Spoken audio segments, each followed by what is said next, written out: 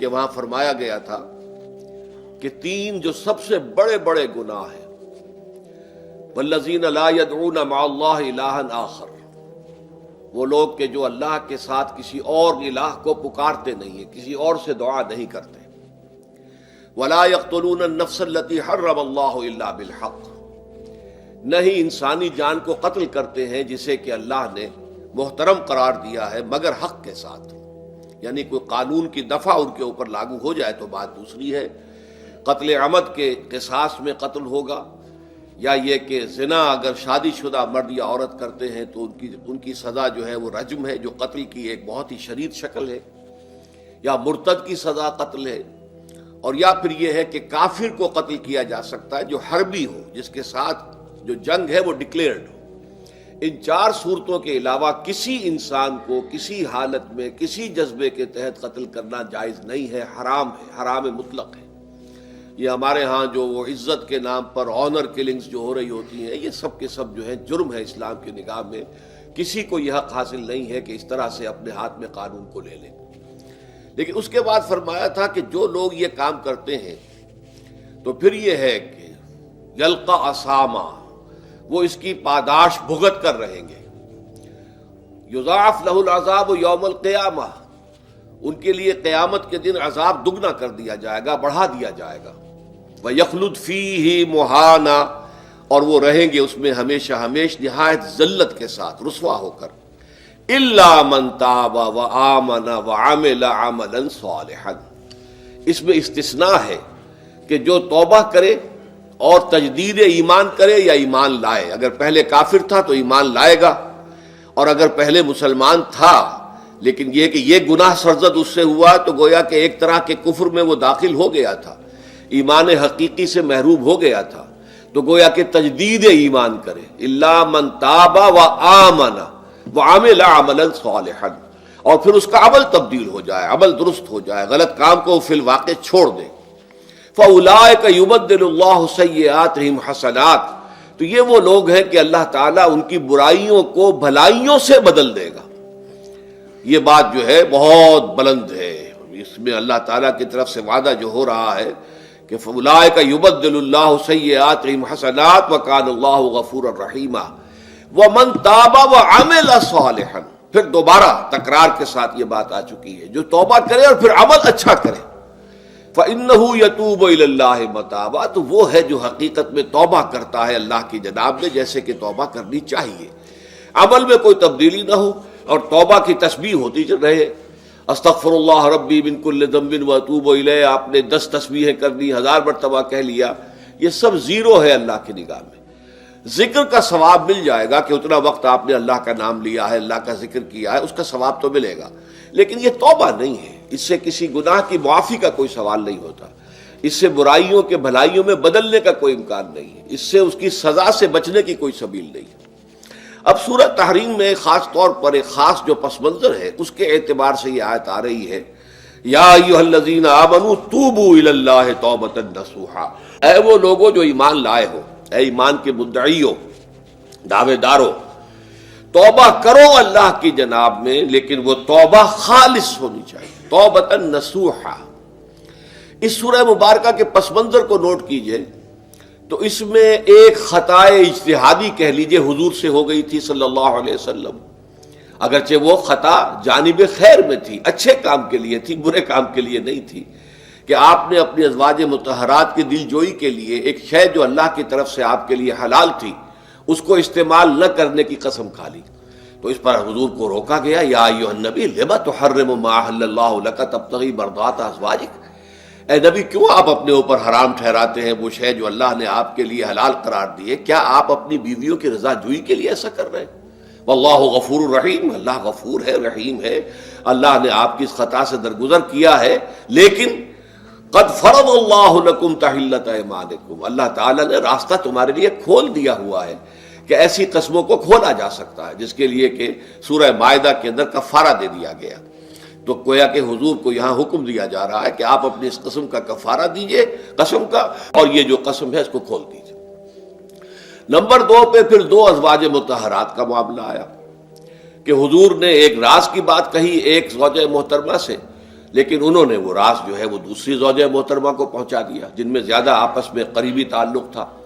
تو گویا کہ یہ بھی ایک طرح سے خیانت ہو گئی، اس لیے کہ راز جو ہے وہ تو ایک امانت ہوتا ہے، اور خاص طور پر عائلی زندگی میں میاں بیوی کے درمیان کے جو معاملات ہوتے ہیں وہ تو بہت ہی رازداری پر مبنی ہوتے ہیں. اس لیے ان میں سے کوئی چیز جو ہے جس کو خاص طور پر کہا گیا ہو کہ یہ ایک راز کی بات ہے جو تم سے کہہ رہا ہوں، کسی اور سے کہنا نہیں ہے، تو اس میں جو غلطی ہوئی ہے وہ بھی ایک بڑی غلطی تھی حضرت عائشہ صدیقہ رضی اللہ تعالی عنہا ان کی.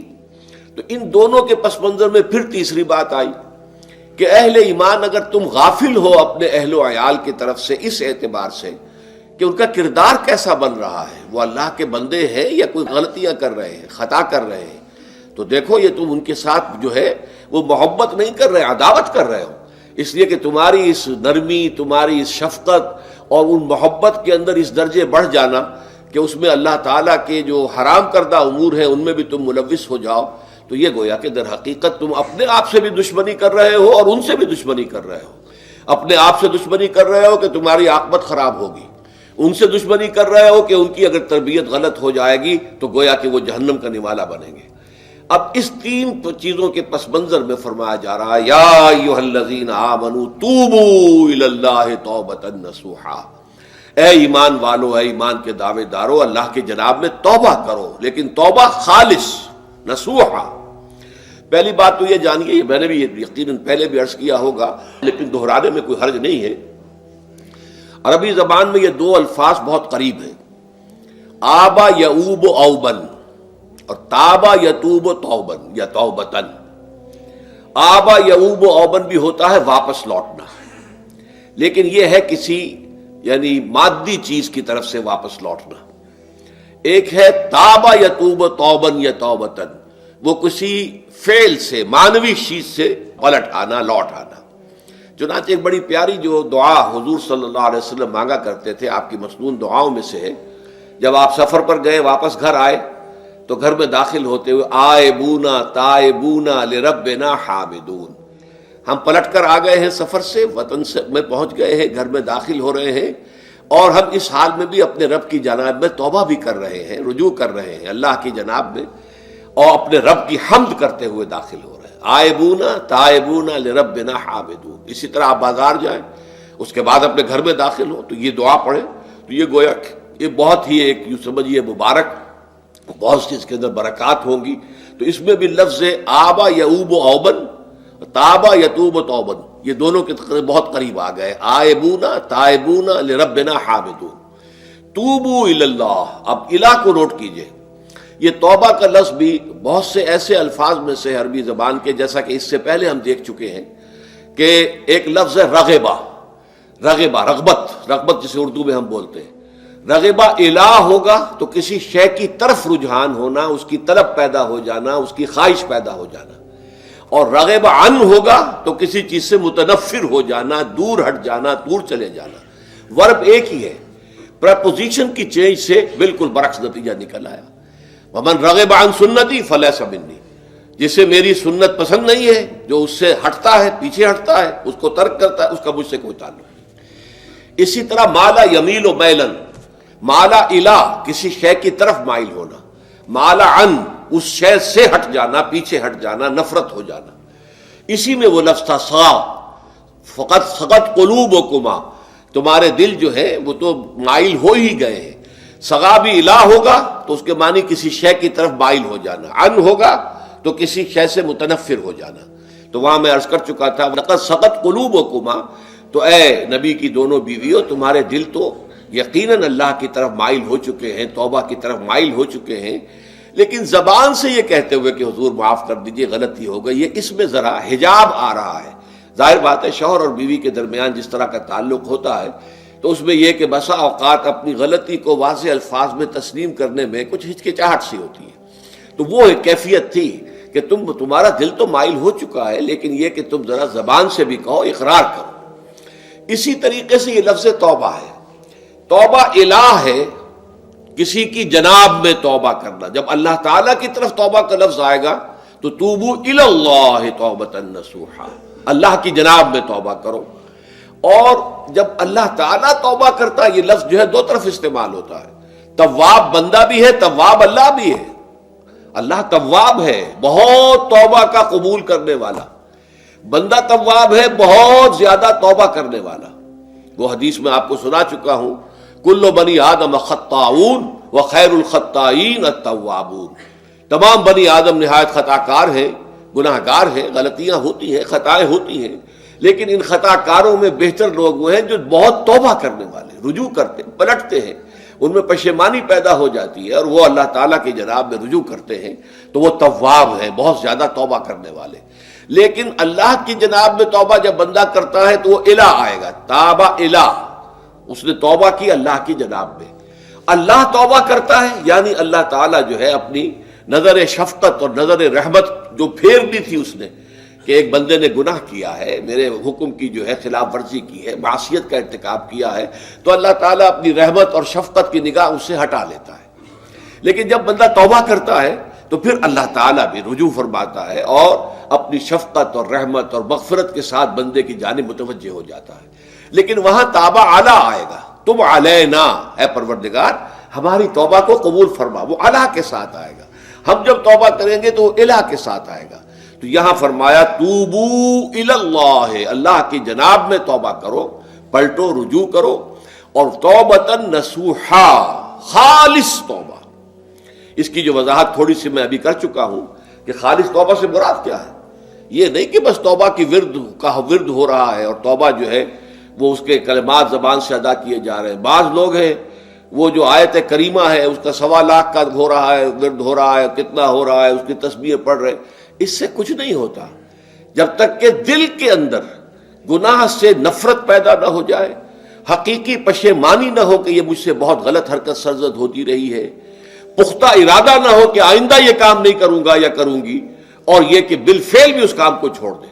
یہ 3 شرطیں کم سے کم ہیں ان چیزوں میں کہ جو حقوق اللہ میں سے اللہ تعالیٰ کے حقوق، ان میں کوتاہی ہوئی ہے، ان میں غلطی ہوئی ہے، اس میں انسان نے کسی معصیت کا ارتکاب کیا ہے. تو 3 شرطیں: حقیقی پشیمانی نمبر 1، جس کے لیے میں نے اقبال کا شعر آپ کو سنایا تھا جو بالکل نوجوانی کے دور میں انہوں نے کہا تھا، اور کسی، اب میں نام بھول رہا ہوں، کوئی بہت بڑے شاعر تھے، استاذ تھے، اساتذہ، استاذ الشعراء، انہوں نے کہا تھا کہ میاں صاحبزادے اس عمر میں اور یہ شعر اس قدر اونچا شعر ہے کہ موتی سمجھ کے شان کریمی نے چن لیے قطرے جو تھے میرے عرق انفعال کے.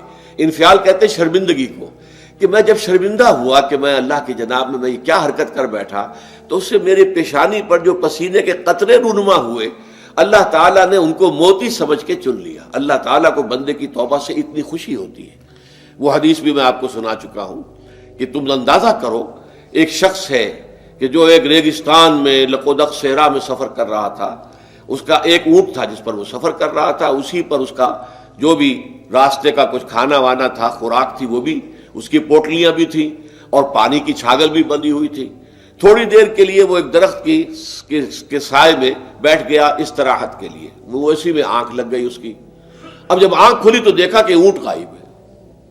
اب اونٹ گویا کہ اس کی زندگی کا واحد سہارا، کہاں جائے گا اب بغیر اونٹ کے. اس دوڑا دائیں بائیں، شمال جنوب مغرب مشرق، سب میں کہیں جہاں تک وہ کر سکتا تھا اسے کہیں اونٹ نظر نہیں آیا. تو پھر وہ اسی درخت کی سائے میں آ کر بیٹھ جاتا ہے موت کے انتظار میں کہ اب تو موت ہی آئے گی، نہ کھانے کو کچھ، نہ پینے کو پانی، نہ سواری کہ میں کہیں یہاں سے نکل سکوں. اچانک دیکھتا ہے کہ وہ اونٹ تو کھڑا ہوا ہے اور وہ سامان بھی موجود ہے. تو اس میں فرط مسرت کی وجہ سے خوشی اتنی شدید ہوتی ہے اسے کہ وہ کہنا تو یہ چاہتا ہے اے اللہ میں تیرا بندہ ہوں تو میرا رب ہے، لیکن وہ کہہ یہ بیٹھتا ہے اے اللہ میں تیرا رب ہوں تو میرا بندہ ہے.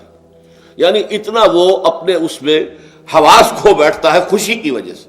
اتنی ہی خوشی ہوتی ہے اللہ تعالیٰ کو اپنے کسی گناہ گار بندے کی توبہ سے. اب آپ اندازہ کیجئے، یہ ہے جو تشبیہ حضور صلی اللہ علیہ وسلم نے توبہ کی عظمت کے لیے بیان کی. تو اس کے حوالے سے، اور میں آپ کو فلسفے کے طور پر بھی بتا چکا ہوں کہ بہت بڑی غلطی جو ہے، جیسے ان دونوں صورتوں کا جو مرکزی مضمون میں نے بتایا تھا کہ خاندانی زندگی میں 2 انتہائی کیفیات پیدا ہوتی ہیں. یا میاں بیوی کی موافقت نہیں ہو رہی تو آخری حد ہے طلاق، یا یہ ہے کہ اتنی محبت ہو گئی ہے کہ محبت کی وجہ سے شریعت کی حدود کے اندر رد و بدل ہو رہا ہے. تو پہلے کے موضوع کے اوپر سورہ طلاق ہے اور دوسرے موضوع کے اوپر سورہ تحریم ہے. تو طلاق کے معاملے میں بھی عیسائیوں سے جو بہت زیادہ غلطی، بہت بڑی سرزد ہوئی وہ یہ ہے کہ حضرت عیسیٰ نے یہ فرمایا تھا کہ جو شخص اپنی بیوی کو طلاق دیتا ہے گویا کہ ناحق، وہ گویا کہ اس سے زنا کرواتا ہے، یعنی یہ کہ طلاق ہو گیا اس کو، اب وہ بیچاری جو ہے وہ بے شوہر کے ہے، عام طور پر مطلقہ سے کوئی شادی نہیں کرتا، تو اب اس کے فتنے میں مبتلا ہونے کا امکان موجود ہے، وہ زناکاری پر آمادہ ہو سکتی ہے۔ تو جس شخص نے اسے غلط طلاق دی تھی در حقیقت وہ ذمہ دار ہوگا اس زناکاری کا جو وہ کر رہی ہے۔ یہ اصل میں ایک اخلاقی تعلیم تھی جس کو کہ انہوں نے قانونی سمجھ لیا اور طلاق کا دروازہ بند کر دیا، حالانکہ شریعت موسوی میں طلاق کا راستہ کھلا تھا جیسے شریعت محمدی میں، کہ اگر کوئی صورت ایسی ہے کہ مزاج نہیں مل رہا ہے تو ٹھیک ہے، علیحدہ ہو جاؤ، سیپریشن کا راستہ کھلا ہوا ہے۔ اگرچہ اللہ کو حلال چیزوں میں سب سے زیادہ ناپسند طلاق ہے، اللہ چاہتا یہی ہے کہ یہ بندھن بندھ جائے تو بندھا رہے ساری عمر، لیکن یہ کہ یہ بھی نہیں ہے کہ گھر کے اندر چخ چخ ہوتی رہے، چپکلش چلتی رہے، گھر کے اندر چین نہ رہے، راحت نہ رہے، باہمی اعتماد نہ ہو اور پھر بھی وہ بندھن بندھا رکھا جائے، اس کا کوئی فائدہ نہیں۔ تو قانون وہ تھا لیکن اخلاقی تعلیم یہ تھی، جیسے حضور نے فرمایا ابغض الحلال عند اللہ الطلاق، لیکن ساتھ ہی میں نے وہ حدیث بھی آپ کو سنا دی کہ جو شخص اپنی بیوی کی جو بھی اس کی روش ہے اس سے سخت نالا ہے، شکایتیں کرتا پھرتا ہے دوسروں سے، طلاق نہیں دیتا، تو اللہ تعالیٰ اس کی دعا سنتا ہی نہیں کہ جب میں نے تمہارے لیے راستہ کھلا ہوا تھا وہ تم اختیار نہیں کر رہے۔ تو یہی معاملہ در حقیقت عیسائیوں نے اس حد تک بڑھایا کہ حضرت آدم اور حوا سے جو خطا ہو گئی تھی وہ خطا جو ہے وہ تو ہر انسان دنیا میں جو آتا ہے تو خطا کار ہے، وہ اپنے آباء و اجداد، اپنے اماں حوا اور اپنے ابا آدم کی خطا لے کر اپنے ساتھ پیدا ہو رہا ہے، تو گناہ گار ہے۔ Man is sinful from the very birth. اب اس کا کیا علاج ہو؟ پھر وہ تو اس کا علاج ڈھونڈا کہ اللہ نے اپنا اکلوتا بیٹا زمین پر بھیج کر اور اسے ان لوگوں کی طرف سے کفارہ بنا لیا کہ جو ہمارے اس بیٹے پر ایمان لے آئے۔ یہ سارا عقیدہ بناء فاسد علی الفاسد کیوں ہوا؟ کہ توبہ کے بارے میں تصور ان کا غلط ہو گیا۔ اللہ قرآن مجید نے واضح کیا کہ غلطی تو ہوئی تھی حضرت آدم و حوا سے، شیطان کے بہکانے میں آ گئے تھے، لیکن یہ کہ پھر انہوں نے توبہ کی، اللہ نے تاب علیہ، اللہ نے اس کی توبہ قبول فرما لی۔ فتلقى آدم من ربہ کلمات فتاب علیہ، تو آدم نے اپنے رب سے کچھ کلمات سیکھ لیے، پشیمانی تو ہو گئی تھی، شرمندگی ہو گئی تھی، لیکن الفاظ نہیں مل رہے تھے، کن الفاظ میں میں اللہ کی جناب میں توبہ کروں۔ اللہ کی کمال شفقت کے اللہ نے وہ الفاظ بھی انہیں تلقین کر دیے جو سورہ اعراف کے اندر بیان ہوئے ہیں، ربنا ظلمنا انفسنا وان لم تغفر لنا وترحمنا لنکونن من الخاسرین، اللہ نے توبہ قبول فرما لی، فتاب علیہ۔ اب جو بچہ پیدا ہو رہا ہے نسل آدم کا، وہ کوئی اپنے جد امجد جو ہے حضرت آدم اور حضرت حوا کے گناہ کی پوٹ لے کر نہیں آتا ہے، وہ تو کل مولود یولد علی الفطرہ، فطرت الاسلام پہ پیدا ہوتا ہے۔ تو توبہ کی در حقیقت جو عظمت اور حقیقت ہے ہمارے دین میں، اس کو نہ سمجھنے سے بھی بہت بڑی غلطیاں لوگوں سے ہو جاتی ہے، اور تاریخ انسانی میں اتنی بڑی بڑی غلطیاں ہوئی ہیں۔ طلاق کے معاملے میں بھی عیسائیوں نے پھر یہ کیا کہ سوائے اس کے کوئی شکل نہیں ہے کہ بیوی زنا کار ہو تو پھر تو طلاق ہو جائے گی، سیپریشن ہو جائے گی، لہذا جو طلاق دینا چاہتے تھے وہ ایسے مواقع پیدا کرتے تھے کہ بیوی زنا کرے، یا یہ کہ جھوٹی گواہیاں فراہم کرتے تھے زنا کاری کی اور پھر اس سے چھٹکارا حاصل کرتے تھے۔ اس کے بغیر چھٹکارا حاصل کرنے کی کوئی شکل نہیں تھی۔ اس پر بڑے بڑے افسانے جو ہیں وہ مغربی لٹریچر کے اندر آپ کو ملیں گے کہ عورت سے نجات پانے کے لیے انہیں پھر یہ کرنا پڑتا تھا کہ جھوٹے طور پر جھوٹا الزام تہمت لگا کر اس کے اوپر زنا کا الزام ثابت کرے، یا یہ ہے کہ اسے واقعتاً خود ایسے حالات میں ڈال دے کہ وہ زانیہ بن جائے اور پھر اس سے نجات حاصل۔ یہ گویا کہ پھر وہی بناء فاسد علی الفاسد، ایک غلط بات کے اوپر دوسری غلط بات کہی۔ تو توبوا الی اللہ توبۃ نصوحا، توبہ کرو اللہ کی جناب میں جو کہ خالص توبہ۔ خالص توبہ میں 3 شرائط میں نے بیان کر دی کہ اگر اللہ کے حقوق میں معاملے میں کبھی بیشی ہوئی ہے تو پھر یہ ہے کہ پشیمانی حقیقی، عزم مصمم دوبارہ نہیں کروں گا نہ کروں گی، اور نمبر 3 یہ کہ ایک مرتبہ اس گناہ کو لازماً چھوڑ دینا۔ اس کے بعد جو ہے اگر یہ حقوق العباد میں سے ہے تو ایک چوتھی اضافی شرط ہے، یا تو اس کی تلافی کرو، اس کا پیسہ مارا تھا تو پیسہ دو، بہن کا حق جو ہے وراثت میں کھایا تھا تو اس کو ادا کرو، یا اس سے معافی حاصل کرو، یا پھر ایک شکل ہو سکتی ہے کہ اگر وہ فوت بھی ہو گیا ہے، اب کوئی شکل نہیں ہے، اس کی طرف سے صدقہ و خیرات کرتے رہو، اللہ یہ میں کر رہا ہوں اس کے حساب میں اس کو جمع کر دے، اور میری جو کوتاہی تھی اس کو معاف فرما دے، اس کو جو ہے وہ ڈیبٹ کریڈٹ ہو جائے گا، ورنہ پھر آخرت میں یہ ہوگا کہ آپ کی نیکیاں اس کے حوالے کی جائیں گی۔ یا آپ کے پاس نیکیوں کا ذخیرہ بھی کافی نہ ہوا تو اس کے گناہ آپ کے پلڑے میں ڈال دیے جائیں گے. اور اسی کو حضور نے فرمایا کہ میری امت کا اصل مفلس وہ ہے. آپ نے پوچھا اتدرون من المفلس، آپ لوگ جانتے ہیں کہ مفلس کون ہوتا ہے؟ تو صحابہ نے وہی جواب دیا جو ہم میں سے ہر شخص جواب دے گا، المفلس عندنا من لا درہم لہ ولا دینار. ہمارے نزدیک ہم مفلس اس کو کہتے ہیں جس کے پاس درہم و دینار نہیں ہے، روپیہ پیسہ نہیں ہے. حضور نے فرمایا نہیں، میری امت کا مفلس وہ ہوگا جو قیامت کے دن حاضر ہوگا، بہت سی نمازوں کی وہ پنڈ لے کر آئے گا، وہ گٹھڑی لے کر آئے گا، گٹھڑا لے کر آئے گا، اور روزوں کا اور اس کا اور حجوں کا اور عمروں کا، لیکن وقد شتم ھذا واکل مال ھذا، اس نے مال کھایا تھا فلاں کا حرام طریقے سے، فلاں کو گالی دیتی تھی، فلاں پر تہمت لگائی تھی، حقوق العباد کے اندر جو ہے اس کی عزت پر حملہ کیا تھا. وہ سارے مدعی جمع ہو جائیں گے. اللہ تعالیٰ کسی سے کہے گا بھائی تم اس کی نمازیں لے جاؤ، کسی سے کہے گا اس کے روزے لے جاؤ، اچھا تم لو حج لے جاؤ، اس کے عمرے لے جاؤ. اس کے بعد بھی مدعی باقی ہوں گے تو اب مدعیوں کے گناہ اس کے پلڑے میں ڈالے جائیں گے، اور پھر وہ دوسروں کے گناہوں کے بوجھ تلے دب کر جہنم میں جھونک دیا جائے گا. تو یہ حقوق العباد کے اندر معاملہ اس سے بھی کہیں زیادہ سخت ہے کہ جو حقوق اللہ کا ہے. اللہ تو بڑا غفور ہے، رحیم ہے، اس کے اندر وہ رعایت بھی کرے گا، لیکن حقوق العباد کا معاملہ اللہ کہہ دے گا یہ میرا معاملہ ہے ہی نہیں، یہ تمہارا آپس کا معاملہ ہے، تمہیں اس میں تو جو بھی ہے لین دین کر کے ہی معاملہ چکانا ہوگا، دے دے کر معاملہ ہوگا، اس کے بغیر نہیں. تو توبوا الی اللہ توبۃ نصوحا عسى ربکم ان یکفر عنکم سیئاتکم. عین ممکن ہے، عسیٰ اصل میں امید دلانے کے لیے ہوتا ہے، شاید کہ ایسا ہو جائے، لیکن جب اللہ کی طرف سے یہ لفظ آتا ہے تو یہ یقینی معنی، یقینی وعدے، اللہ کا وعدہ ہے. اگر تم یہ توبہ نصوح کرو گے تو اللہ کا وعدہ ہے تم سے کہ وہ تم سے تمہاری برائیوں کو دور کر دے گا. یہ تکفیر کے لفظ کو بھی سمجھ لیجئے، کفر کا اصل معنی ہے چھپا دینا، دبا دینا. اسی لیے گناہ کا کفارہ ہوتا ہے. آپ سے گناہ ہو گیا، آپ نے کفارہ دے دیا تو گناہ چھپ گیا، دب گیا، اس کے اثرات زائل ہو گئے، وہ آپ کے نامہ اعمال سے اس کو ختم کر دیا جائے گا. یہ ہے کفارہ، کفارہ. کفار جمع ہے کافر کی. کافر جو ہے وہ حق کو چھپاتا ہے، اللہ کی دعوت جو دی جا رہی ہے اس کو دباتا ہے، تو اس معنی میں وہ کافر ہے، انکار کرتا ہے. لیکن یہ کہ ایک کفران نعمت ہے، کسی نے آپ پر احسان کیا ہے اور آپ اس کا احسان نہیں مان رہے، آپ کے لیے دل میں اس کے لیے کوئی احسان بندی کے جذبات پیدا نہیں ہوئے، تشکر کا جذبہ پیدا نہیں، یہ کفران نعمت ہے. تو تکفیر اس کو بھی کہتے ہیں، تکفیر اسے بھی کہتے ہیں مسلمان امت میں سے کسی کو نکال دینا، اس لیے کہ وہ بنیادی عقائد میں علیحدہ ہو گیا ہے. تو یہ پرجنگ ہے، یہ بھی تکفیر ہے. تو تکفیر اعمال کیا ہے کہ برے اعمال کو دھو دے گا تمہارے نامہ اعمال سے، اور نمبر 2 تمہارے دامن کردار سے بھی دھو دے گا.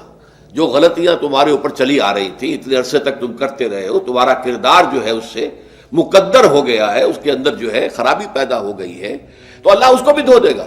تو دنیا میں بھی تکفیر کا اثر ہوگا کہ انسان کی اصلاح ہو جائے گی، اس کی سیرت و کردار جو ہے صحیح رخ پر آ جائیں گے. اور آخرت میں یہ ہے کہ اس کا جو اعمال نامے میں جو گناہ درج تھا وہ وہاں سے صاف کر دیا جائے گا، محو کر دیا جائے گا. یہ تکفیر 2 گناہ ہے.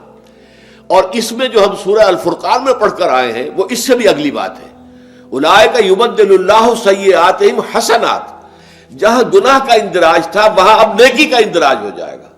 تمہاری سیرت و کردار میں جو گناہ کا پہلو تھا وہ اب نیکی کے پہلو میں بدل جائے گا. یہ تکفیر گویا کہ دنیا میں بھی اور آخرت میں بھی.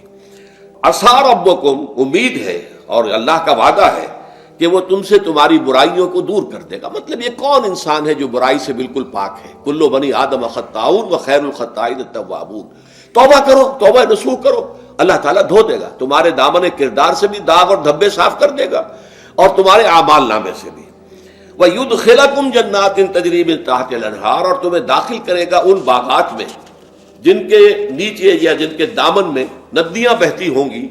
یوم لا یخزی اللہ النبی والذین آمنوا معہ. وہ دن کہ جس دن اللہ رسوا نہیں کرے گا نہ نبی کو اور نہ ان کو جو ان کے ساتھ ایمان لائے. ان کے ساتھ ایمان لانے، ظاہر بات ہے انبیاء کے رسوا ہونے کا تو کوئی سوال ہی نہیں. یہاں اس کا ذکر جو ہے وہ تو صرف بطور تذکرہ کر دیا گیا، ورنہ اصل کیا ہے جو نبی کے ساتھ ایمان لائے. اور نبی کے ساتھ ایمان لانے والوں میں درجہ اول کے لوگ وہ ہیں جو صحابہ کرام ہیں، جو حضور کے زمانے میں تھے، حضور کے ساتھ دیا انہوں نے اپنے جان و مال سے حضور کے مشن کو تقویت پہنچائی.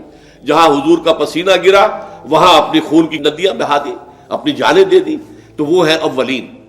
لیکن اللہ تعالی ہمیں بھی ان میں شامل کرے، اس لیے کہ جیسے کہ سورہ بقرہ کی جو آخری سے پہلی آیت ہے اس کے اندر بیان فرمایا گیا کہ آمن الرسول بما انزل الیہ من ربہ والمؤمنون، ایمان لائے رسول محمد صلی اللہ علیہ وسلم اس چیز پر کہ جو ان کے اوپر ان کے رب کی طرف سے نازل کی گئی، اور ایمان لائے صاحب ایمان.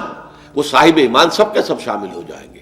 تو قیامت کے دن اللہ تعالیٰ رسوا نہیں کرے گا. یوم لا یخزی اللہ النبی والذین آمنوا معہ، جس دن کہ اللہ تعالیٰ رسوا نہیں کرے گا نہ اپنے نبی کو صلی اللہ علیہ وسلم اور